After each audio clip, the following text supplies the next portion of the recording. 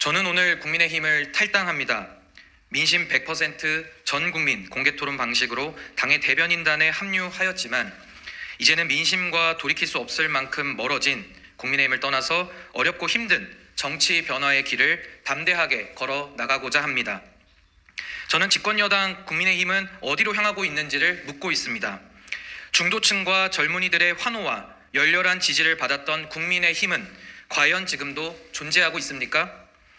윤석열 대통령을 탄생시키기 위해 과거 국민의힘이 보여줬던 변화와 개혁의 가능성은 이제 완전히 소멸되었습니다. 그토록 원했던 정권 교체의 주인공인 윤석열 대통령은 취임 이후 지난 1년 6개월 동안 집권 여당을 노골적으로 사유화했습니다. 윤석열 대통령의 당 장악에 대해 반대와 비판의 목소리를 내면 가짜 보수, 보수 참칭, 보수 호소인이라는 멸칭을 부여받게 되었습니다. 대통령이 당을 지배하는 동안에 당내 구성원들은 저항하기보다는 침묵으로 일관했습니다. 지난 강서구청장 보궐선거에서 국민의힘은 국민을 버렸습니다. 민심 100%를 던져버리고 당심 100%를 선택했던 당대표 경선 결과로 인한 당연한 귀결입니다. 이제 분노한 국민들이 직접 나서서 국민을 던져버린 국민의힘을 선거를 통해 직접 심판하고자 나섰습니다. 보궐선거의 참패는 향후 총선에서 다가올 무서운 심판의 전조 증상입니다.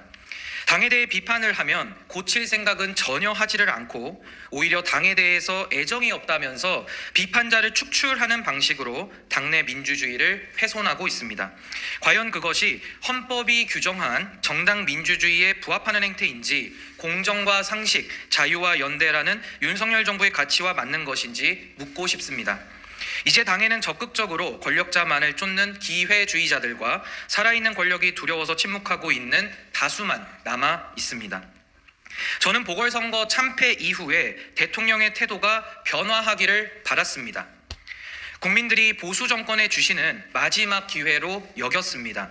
그러나 참패의 주역인 윤석열 대통령은 국민통합위원회의 뜻을 내각에 잘 반영하지 못한 점을 반성했을 뿐 국민들을 향한 진정한 반성과 성찰은 없었습니다. 국민의힘은 견고한 기득권과 무원칙한 기회주의로 병들어가고 있습니다. 나는 국대다 대변인 공개 모집을 통해 인재를 충원할 당시에는 공정하고 자유로운 경쟁을 국민 앞에 약속했고 국민의힘은 그 약속을 지켰습니다. 제가 바로 그 경쟁의 결과물이자 증거물입니다.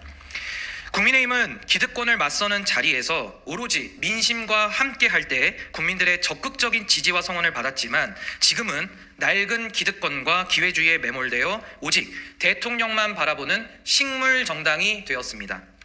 국민들이 국민의힘에 분노하는 지점은 바로 이 기회주의입니다. 전당대회 기간에도 윤심이 당심이고 당심이 곧 민심이라는 망언이 쏟아져 나왔습니다. 국민의힘은 윤석열에 의한 윤석열을 위한 대통령의 사유물로 변질되었습니다. 정치인의 기회주의는 국민을 속이는 것일 뿐만 아니라 무수한 말 바꾸기를 통해 정치 불신과 혐오를 양산합니다. 이제는 여야 진영을 넘나들며 권력만을 쫓아가는 기회주의 정치인들이 국민의힘의 상징처럼 되어버렸습니다. 국민 앞에 나와서 당당하게 토론하고 자신의 입장을 밝히면서 결과에 대해 깨끗하게 승복하고 책임지는 보수의 자부심과 자랑은 이미 사라진 지 너무나도 오래입니다. 탄핵 이후에 멸절에 가까운 위기를 당하고도 국민의힘이 잠시 살아났다가 빠르게 과거로 돌아가면서 재기득권화되는 과정은 그저 놀라울 따름입니다. 결국 양당의 견고한 기득권 독과점 정치가 이 모든 사태를 초래한 것입니다. 그래서 저는 오늘 양당 독과점 기득권 정치의 한 축인 국민의힘을 떠납니다. 당심 100%라는 외로운 섬을 떠나서 민심 100%의 넓은 바다로 당당히 향하겠습니다. 저는 저를 지지하든 지지하지 않든 대한민국 헌법에 따라 주권자로 명시된 위대한 국민 한 분 한 분을 진심으로 만나는 민심 동행의 길로만 나아가겠습니다.